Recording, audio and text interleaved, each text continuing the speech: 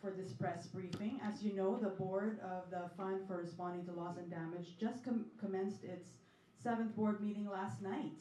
And there are some substantial accomplishments and decisions that our executive director will be announcing. But before we start there, let me introduce to you, sir, our friends from media. We are joined by Iya Gozum of Rappler, yeah, it's okay. And Rafael, just raise your hand. Rafael Bosano of ABS-CBN. Did he make it already? He's on his way. Giselle Jordan of the Manila Times. Jello Mantaring of Newswatch Plus. Marita Moahe of Philippine News Agency, and Nolan Ariola of Radio Veritas Leader News PH. Okay, so we are going to be briefed by no less than the Executive Director of the FRLD, Mr. Ibrahima Cheikh Diong. Go ahead, sir. Excellent. Well, thank you very much. Let me start by expressing our gratitude for coming to this press briefing. I was going to say early in the morning, but at least in the morning here on Friday, so highly appreciate it. Let me start again, I get a better mic. Now, first of all, let me start by expressing our gratitude and a big thank you for coming to this press briefing after our 7th board meeting in the beautiful city of Manila. Highly appreciate it. I wanted to start by expressing, as I did during the briefing at the board, my solidarity but also compassion to the government and the people of Philippines after the earthquake and the typhoon. Events like that is a reminder about the sense of urgency to address the extreme weather conditions, and I wanted to just show our compassion and our solidarity on behalf of the fund. Now, I know you have many questions, but I just want to brief you on 3 aspects which I think is important, at least in feeding into the question you'll be asking me. One, I want to just briefly take you through the journey in terms of where we started, get us where we are today. I wanted to give you some of the highlights of what came out of the board meeting that ended yesterday, and what will be the next step to at least implement the decision made by the board, so at least you get a sense of where we came from and where we're going as a fund. On the journey, I think many of you probably know, and this has been in the making for decades, whereby the developing countries will contribute less to climate change, been asking to have a fund entirely dedicated to addressing loss and damage. So the fact that the fund saw today, I think, is a testimony of all the people that have been involved in pushing and advocating for the fund to see the day. And my view is the fact that it has seen the day is really a good reflection of the global solidarity in addressing global climate crisis and what we can achieve when we come together. I think second, if you look at the journey of the fund, it started at COP27 in Egypt, where many countries, particularly European countries, were pushing for this fund to see the day. There was a lot of resistance, but in the end, the developed countries accepted, and that was the beginning of the journey as far as making this fund a reality. Fast forward, we get to COP28 in Dubai.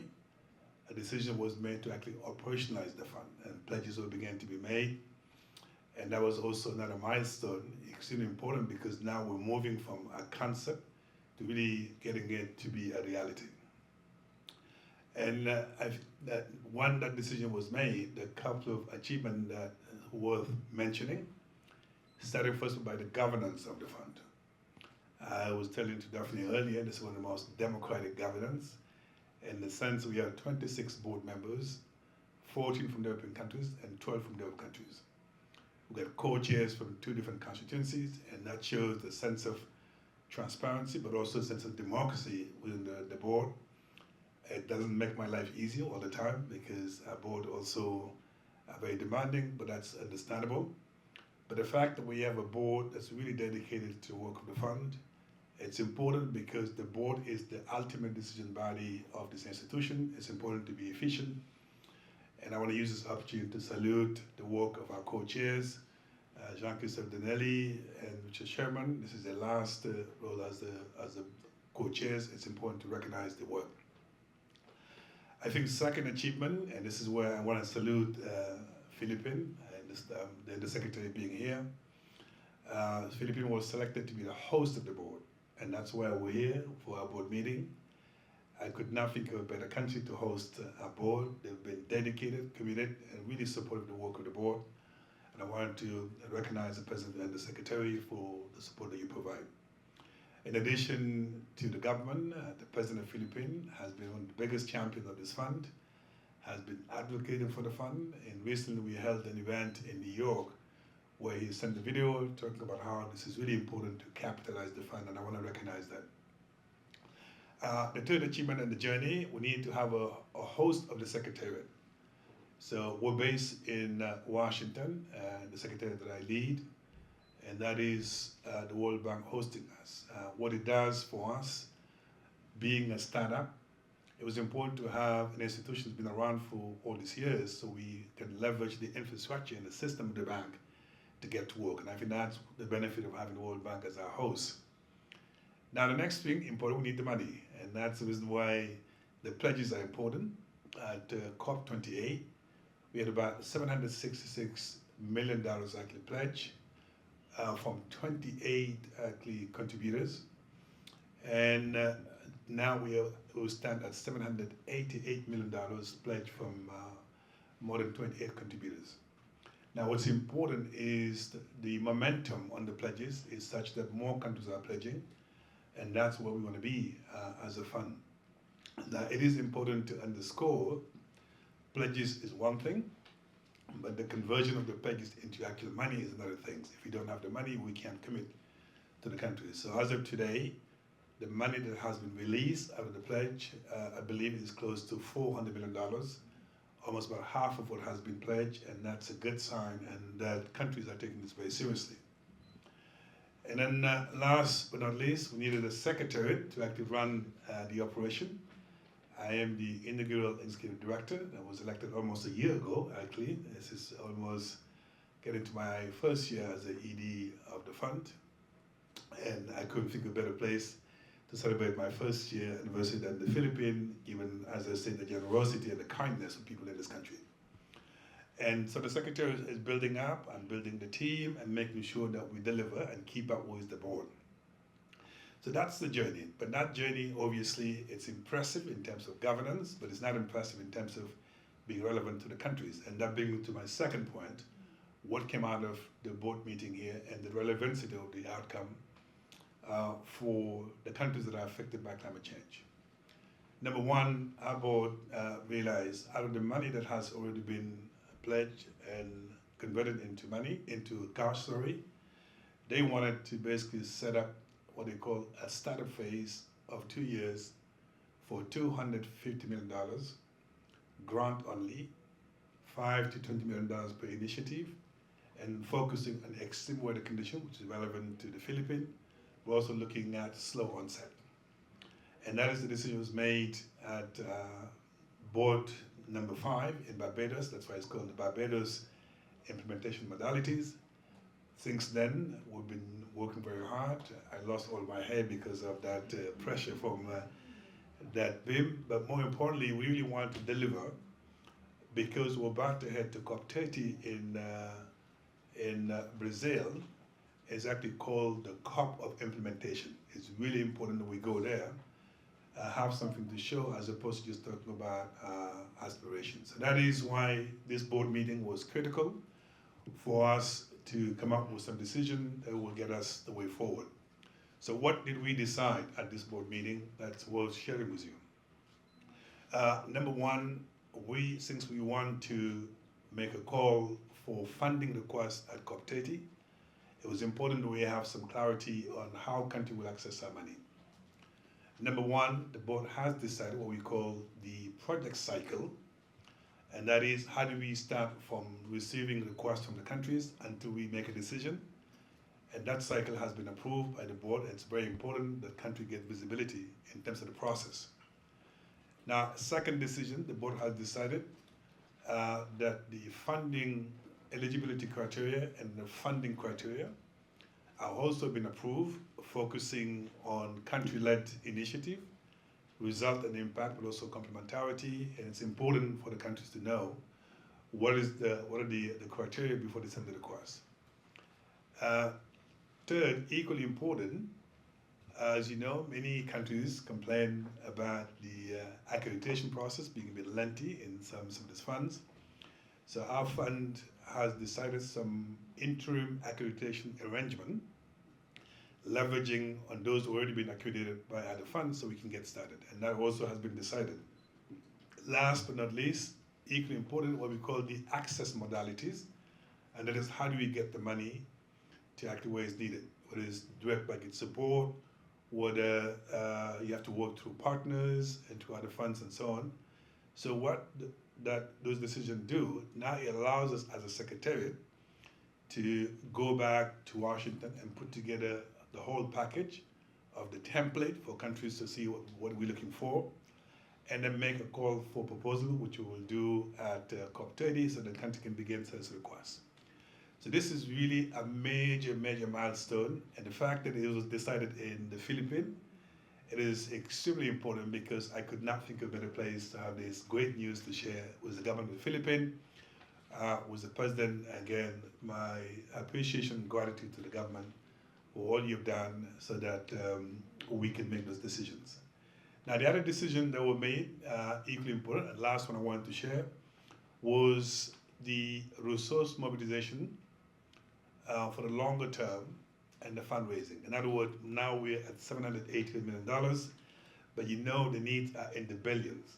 So our board has decided and give us the way forward as a secretariat to begin to look at how do we mobilize the billions that we need to meet the demand. Some could come from the public sector, others could come from philanthropy or private sector, but we need to have what they call the replenishment, which is happening every 4 years, where countries can sit around the table and make a decision. So those are some of the decisions. And just to wrap up, what's the way forward based on what I just said? Number one, we're going to go back and put together a package to do a call for funding requests at COP30. So we'll have a big event. I'm hoping the government of the Philippines will be there. We'll get COP30, we'll get our co-chairs, so we can then tell to the world what we have decided and what it means really for the country, so they can basically send the request so we can make decisions. The plan is our next board meeting, which is called B8 in Zambia.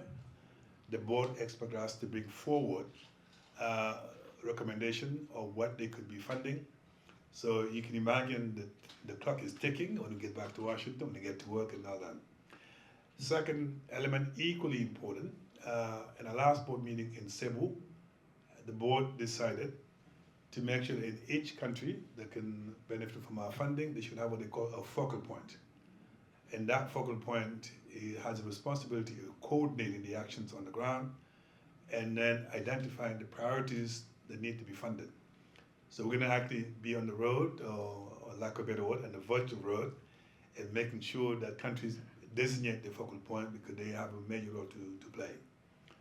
And the next step, it's important, we're also going to put together a team, begin to work with the board, and put together the resource mobilization strategy, the replenishment plan, so we can then go out there and raise the funding.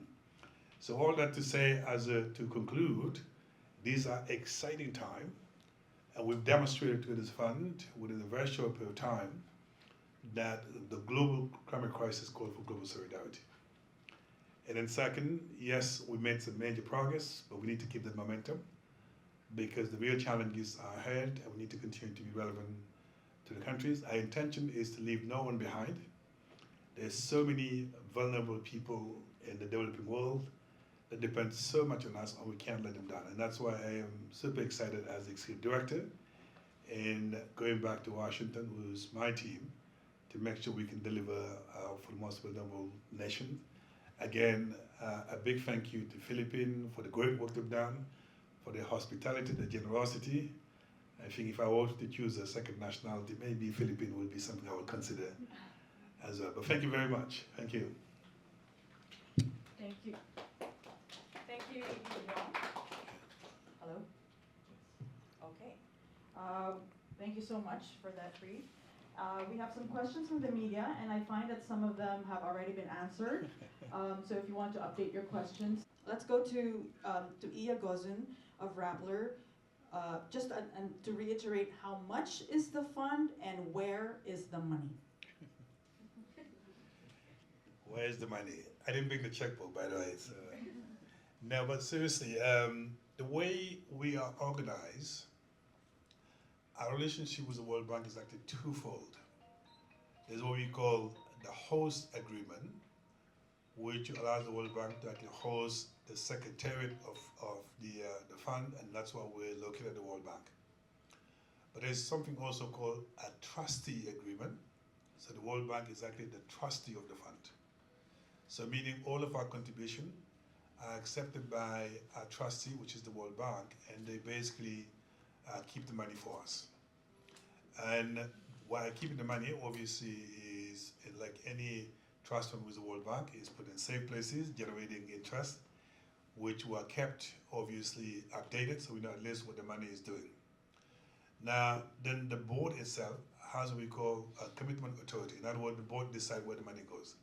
So once we go to a funding request and the board decide to fund, then the trustee will be instructed to write the check that goes to the country, and that's the way we organize. So the money is in safe place, and it's something certainly that we're looking at. How much we have so far, I already mentioned that. I think in terms of where we stand, it is $788 million. So my office and the trustee work with each of the countries that pledge to make sure they sign what they call contribution agreement. And then after that, then we talk about releasing the funding, and that's how the way we organize. Thank you. If you have follow-up questions, we'll go through it after. I'll just go through the ones that you have sent earlier. From Jello Mantaring of Newswatch, could you tell us a little bit more about the future board meeting number 8, and where will it be held? It will be held in Africa, in Zambia for the first time. And just to update you, the way we are organized as a board, we have 3 board meetings annually. And 2 of those board meetings are actually held in the Philippines. It's only 1 board meeting that's held outside the Philippines. That's why we had our board meeting in Cebu. Now we have our second one here in Manila. So you will see most of us at least twice a year. And this is a place I love to come back. So certainly coming back twice a year, it's something that we look forward to. So Zambia, the way it's actually done at the board, when we have to choose the venue for the board meeting, all the countries who want to basically host the board meeting will put forward their candidacy and their interest, and the board will decide. So, for example, our next board meeting will decide in 27, 28, where the board will take place, but we'll always come back to Philippines twice a year. And then our board meeting number 8 is important because, as I said earlier, when we made the call for funding requests at COP30, we have 6 months within which we have to receive the request and go through the process and go through the evaluation, go through the review. And then we expect at board number 8 in Zambia to take the potential funding opportunity, and the board will decide to fund. And that will be the next milestone. It's no longer just a concept, but now we're talking about allocating resources that go to countries. And that's why it's really, really important. And obviously that is also where we will discuss other decisions made here in Philippines, where do we stand, and the resource mobilizations and other things that are important. So the next board meeting is very important in terms of at least having something tangible to show to the countries that we are actually, being impactful. Thank you. And from Radio Veritas, may we have your reaction to the protest rally on day 1? I think it's beyond just the protest. It's really important to understand the overall relationship between the fund and the civil society. So within actually the board, there are 8 civil society members, we call them observers, and they have the accreditation to come to our board and observe the work of our board. And we have something called a dialogue with the civil society, and that's an opportunity to hear their perspective. So there's really a very strong commitment from the board of transparency, inclusiveness, and we have had for the past 3 days opportunity for different stakeholders from the civil society, from the Philippines, to really take the floor and be able to say, give us their views. Second, when we actually develop papers for the board to make decisions, and we do our consultation, we also consult with civil society to get their views, to make sure at least we hear what their perspective and their concerns are. Now, we have different role and responsibility. Obviously, the civil society having events where they continue to advocate and push and champion the fund to underscore the importance of capitalizing the fund. This is something very much welcome. And the same thing happened with the heads of states and other leaders who go out there and make the case about capitalizing the fund. So the protest, as far as I'm concerned, has always been very peaceful, but also to underscore that this fund is very important, it's bigger than all of us. It's very important that we all play our part in making sure we deliver for the most vulnerable countries. So that is what I will have to say in the protest. Thank you. Additional question, you mentioned that the next COP, COP30, is a COP of implementation. What are the challenges that need to be overcome to expedite the implementation and distribution of the fund? I think my understanding, obviously I'm not organizing that COP, but my understanding why it is called the COP of implementation, there are many COP where pledges were made, commitments were made, and people get frustrated about whether those commitments are being kept. So I think what they want to do in this COP, they don't want to have another COP of just commitment and pledges. They want a COP where we say what we have pledged so far, where do we stand in terms of honoring those pledges, and that's why this COP is really important to focus on tangible result and implementation. Now, the timing for us is perfect. The fact that we have decided now to make a call for funding requests is very much aligned with the spirit of the COP of implementation, and that's why we're going there very strong, energized. We have something to bring to the table, and that's why it's really important this decision was made. In fact, that was one of the reasons why I can sense the pressure and the sense of urgency within the board. We cannot go to COP30 without having to bring in our contribution, and to a certain degree is energize the rest of the board to realize that now we need to deliver, and I think that's what the COP is all about. Thank you. If there are any follow-up questions that are focused on just clarification of what our executive director has said, please raise your hand. Okay, Iya of Rappler. Can we get some easy question, please? Yes, this is an easy question. Thank you, good morning. Which countries already received the funds, and what kind of projects is the money funding? Yeah, so the mandate of the fund, I'm just reciting what it said, is to really help build the capacities of the developing countries in responding to losses and damage. So within the losses and damage, there are two types of losses. There's what we call the economic losses, and this is the infrastructure being damaged, need to be rebuilt. There's a non-economic losses, and that is basically when the most vulnerable people are actually affected and they need to be protected. So that's a mandate that we try to honor. So meaning that all the developing countries obviously are eligible, however, there's a strong focus on the most vulnerable. And the one basically either the small island or the least developed country, and that's the way we organize. In fact, within the startup phase, a decision was made that 50% of the $250 million is allocated to the small island countries, but also to the least developed countries, and that's the way we are organized. And your second question was? What kind of projects? Yeah, so basically we are focusing on two things that are important in loss and damage. What we call extreme weather conditions. That's the flood, that's a tropical cyclone, that's the drought. All those events that happen because there's extreme weather conditions. Now it is not for us to actually decide what to fund within that extreme weather condition. It's the countries that set their priorities and identify the gaps for us to come in. Now, within our funding, we're not the only fund that's actually providing support. So we're very much mindful. Complementarity is important so that we can at least provide the resources to the countries and then fill in the gap. Now, the other areas that we focus on is what they call slow onset. Sea rise coming in, and then basically having a huge effect on the coastal zones in many countries, people having to move. those are some of the stuff that actually that are important as well. Now, the key word here for us, we call a rapid response. In other words, it's not about just supporting those two areas. When and how the response comes to the countries is as important as the response.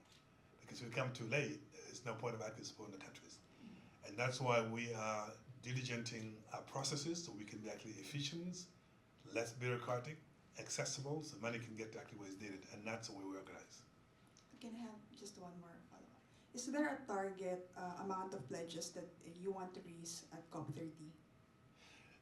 Now, we're not launching before COP30. We're actually launching at COP30, so we're not necessarily having a particular target. The envelope that the board has approved is $250 million. So each initiative has to be $5 to $20 million. It's a grant. They're not borrowing to fix the problems they think others have created. So therefore, it's only after our next board meeting in Zambia then we can advocate, we can actually inform you how much we're actually going to put forward. So the plan of the board is that because we have over $250 million, if, for example, the demand is such that we have to commit more resources, then the board will bring in additional resources out of what has already been pledged and mobilized. Thank you. Thank you so much. Go ahead, Newswatch, Jello Mantaring. Good morning.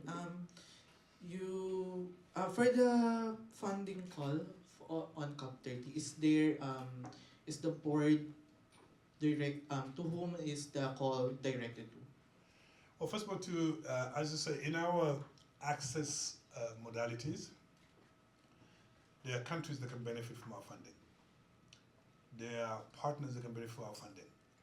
There are multi-development banks that could actually benefit from our funding. There's so many partners. So it is clearly defined in our access modalities how they can access the funding. So our target in the call for the funding request is obviously those different stakeholders, so they understand what would it take for them to access the funding. That's the number one priority, obviously.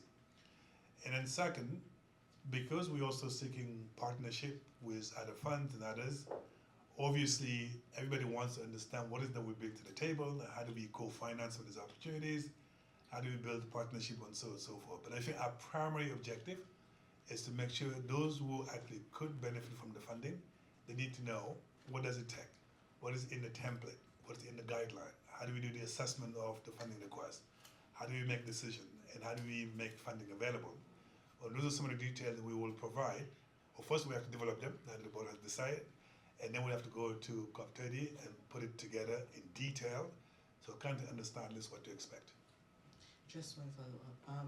How confident is the board that major economies or even big companies contributing to climate change can actually respond to these funding requests?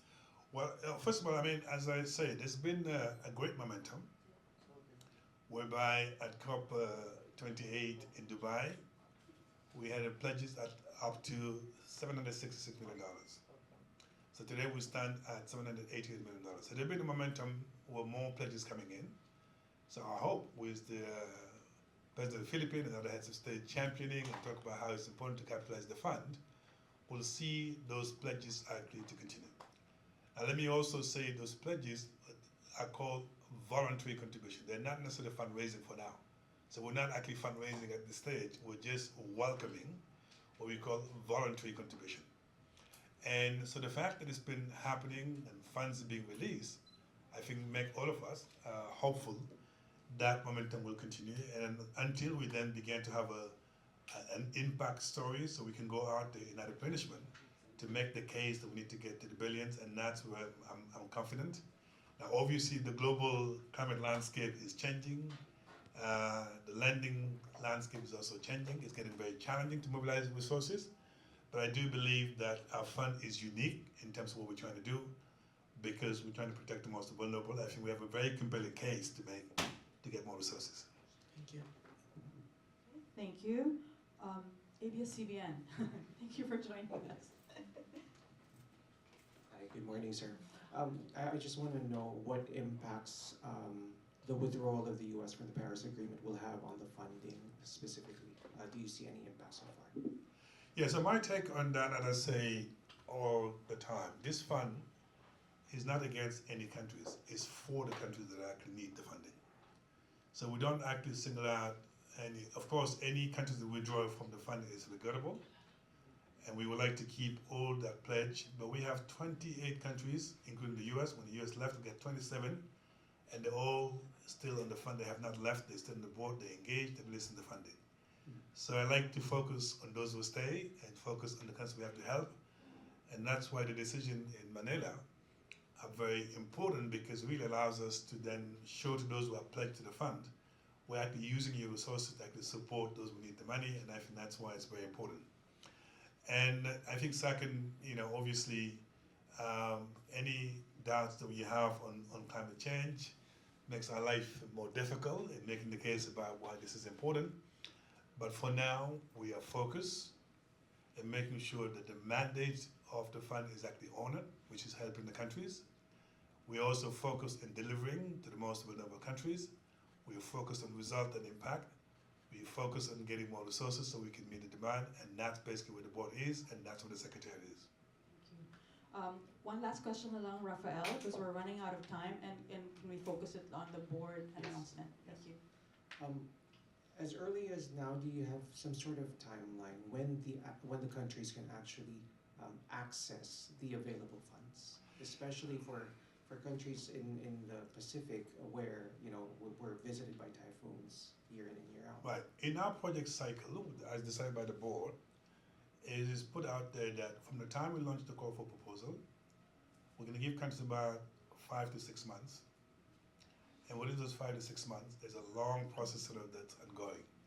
Meaning they send the request, we give them feedback, we correct, we comment, we review. And then the intention of doing that is just to make sure that the requests that we're getting, we're going to vet them against the eligibility criteria, the funding criteria, and then eventually look at some of these, whether this is country-led, the result, the impact, the complementarity. The intention of that process is for us as a secretariat to put a report to the board and say, this is the fact from the request that we have received, and then the board will decide. So we don't act as a secretariat have any particular yes or no, it's the board that decides. So our intention is that at board number 8 in Zambia, we'll then take those opportunities to the board, and the board will decide. And once that decision is made, immediately after, the board will instruct the trust fund within the World Bank to write the check, and goes to the countries, and then we move into implementation. So the intention, again, as I say, is rapid, because that's the way this fund was designed to be. Thank you so much. Thank you, Rafael. And the last question I'd like to ask, you've just finished the 7th board meeting. How is your mood upon leaving Manila after the 7th board meeting? My mood as an ED or mood as a board? As the board, as the ED, how is the FRLD? Well, look, I mean, I don't know if you get a chance to watch some of the live stream. If you don't, we can certainly share the videos of the board. From the board, I sense this energy in the room, and the secretary, you probably will confirm this.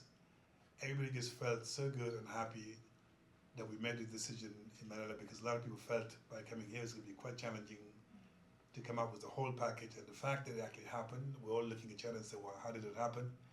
It happened simply because of the commitment, the sense of urgency.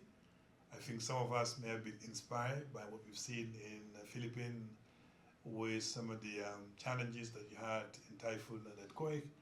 I think it keeps it real for all of us to realize, look, we need to come up with something concrete. So energy, and I sense it in the room. I think as far as I'm concerned with my team, as I say, we're going back to Washington fully energized and committed to really delivering for the countries. Because the way our responsibility is shared with the board, if the board doesn't decide, we as a secretary can't act. So it's very important that the board decide to give us guidance. So I saw my team, they're exhausted, including myself. I was a bit under the weather, a bit sick. But I had to come out because this is really an important milestone. And the fact that we're here to celebrate it in Philippines again, as I insist, I could not think of a better place for this to happen. So I think for Philippines, for me, it's very emotional, because people here are extremely generous to us, very kind to us, very committed. And the fact that we can leave this gift behind, I think to me is just a testament of the incredible commitment of this country, and I want to salute that. Thank you very much, and on behalf of the DENR, we thank you, Executive Director Ibrahima Cheikh Diong, and the FRLD Board. And thank you to our friends in media. Thank you for coming today. This concludes our press meeting. Thank you.